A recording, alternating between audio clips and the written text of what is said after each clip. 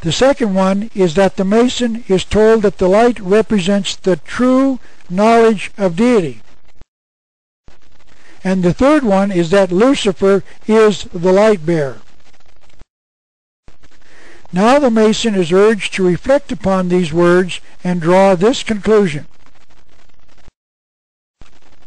Lucifer, the light bearer, is the true knowledge of deity. If he has reflected correctly, he will conclude that Lucifer is the god of the Masonic Lodge. Now, also notice that the Masons cannot say that directly, because if they did, Masons by the millions would leave the lodge. So they ask the Mason to reflect upon the words and draw his own conclusions. Now we can examine the article about the 14th degree ring. Notice that this article was written by a 33rd degree Mason.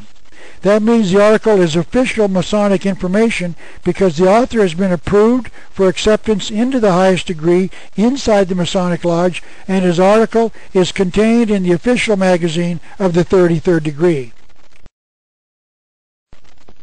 And these are the important parts of the article. There is no part of our Scottish Rite ritual that is more precise in its intent than the presentation of the 14th degree ring. The article then discusses what Albert G. Mackey, another 33rd degree Mason, wrote. Brother Mackey describes the dynamics of its Masonic use as depicting a wedding, the entering of each Mason into a covenant quite consistent with that used in the ceremony of marriage. Now let me point out this very important point at this juncture.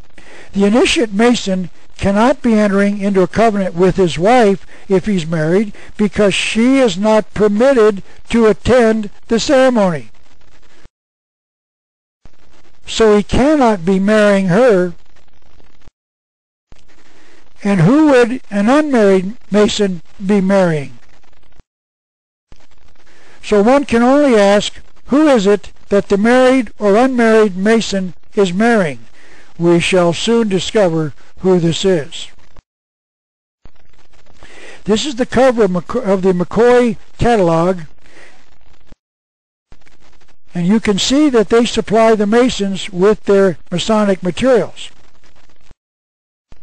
This is page 133 of their catalog, showing photographs of some of the rings the Mason is encouraged to wear. These are the descriptions of the rings just underneath the pictures, and you will see that item number 2 is a 14th degree ring. And this is a close-up of item number 2. It certainly looks like a wedding band, with one exception. It has the Hebrew letter Yod inside a triangle on its outer side. The letter Yod is the first letter of a 4-letter name of the Masonic God, and it is read from the right to the left. Yod, He, Va, He. I can draw one conclusion, and only one conclusion, from what these words say. It is at the 14th degree that the Mason marries Lucifer, his God. And if you think that is too extreme, please remember what Pike wrote. The Mason is to reflect upon these words to learn the one secret of the Masonic Lodge, and that this one last quote will make it clear that they cannot say it directly. This quote comes from Albert Pike's book entitled Agenda on page 53 of the 32nd degree explanation. Masonry permits the misleading of the ignorant. So if you do not see the secret inside these words, Pike calls you ignorant. Mr. Pike continues, the secret is there if you seek it and are wise enough to figure it out on your own. So here is the secret. Lucifer is the god of the Masons, and the 14th degree Mason puts on a wedding band of his symbol as a symbol of his marriage to his god. So now, let's ask the final question. If a Jew who is a Mason marries Lucifer at the 14th degree, is he still a Jew? And I think you would have to agree with me that he is not. He's a Luciferian. So my conclusion may be summarized as follows. This is not a plot of the Jews, the Vatican, the Masons, the CFR, the Bilderbergers, the Carlisle Commission, the Jesuits, the Black Pope, the regular Pope, or any other group or individual. It is a Luciferian conspiracy that has controlled and used all of these groups and individuals, including even Christianity, to lead the world to a novus ordo seclorum, the Latin phrase translated into a new world order. And it is controlled by 9 initiates who run the entire program from their headquarters in Tibet. And let me point out that this conspiracy led by the Great White Brotherhood and their servants the Masons has only one purpose: the destruction of Christianity. And if you want to read the evidence that I've taken from the very words of the Masonic rituals, may I suggest that you read my 3rd book entitled Masonry Conspiracy Against Christianity, as published in 1997. There is one additional clue that I am right, and it is this. I've written a booklet entitled The Lion's Paw that documents the existence of a sign that is made by the right hand over the heart in the form of a lion's paw.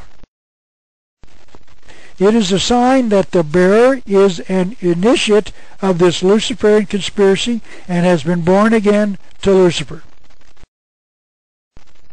It is true that both the mystery religion and the Christians have a born-again experience. So that behooves us to ask the person who claims to be born again, just who are you born again to? Jesus or Lucifer? The first example of this sign is on a statue of Khufu, the builder of the Great Pyramid of Giza, outside of Cairo, Egypt. This little statue has been dated by Egyptologists as being at least 5,000 years old. That pyramid, a representation of which is on the back of our dollar bill, was not built as a tomb, but was built as a temple of initiation into the ancient mystery religion of Lucifer worship. First of all, this is a page from a book on the Masonic ritual. This will confirm that the lion's paw is an official sign of the Masonic Lodge. And I have established that the Masons worship Lucifer in their temples from their own written material. So others who have given the sign are KARL Marx, a Satanist who is the so-called father of communism; Nikolai Lenin, the brutal communist dictator of Russia; Joseph Stalin, the communist who joined with Lenin to butcher 40 million people in Russia. Now, I must admit that this is a statue, so we cannot be sure that Mr. Stalin posed for it. But here is an actual photograph of him giving the same sign. So we can know that he was admitting that he was been born again to Lucifer. Napoleon Bonaparte, the French leader who has been reported to be a member of the Illuminati, a Luciferic secret society; Annie Besant, a known Luciferian, and the only woman I have found so far in my research who has been photographed giving this sign; Frank James, the brother of Jesse James, the famous outlaw and a Mason. That's Frank on the right and Jesse on the left. Jesse later became a 33rd degree Mason, which means he was invited into that degree.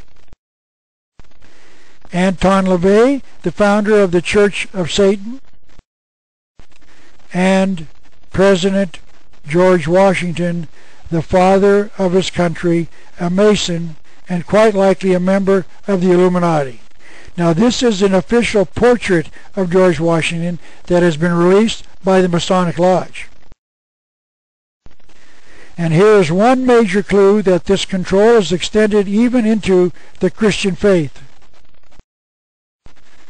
This is Pat Robertson, the televangelist, shown giving this sign.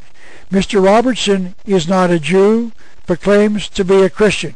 He is shown giving this sign on the cover of a 1986 Time magazine. By this sign, I believe that Pat was showing the initiates that he was one of them. So let me close with this thought. This Jewish conspiracy is just that. It is a theory, and one that can be quickly exposed as being bogus, an enormous fraud. Thank you so very much, and may God bless America.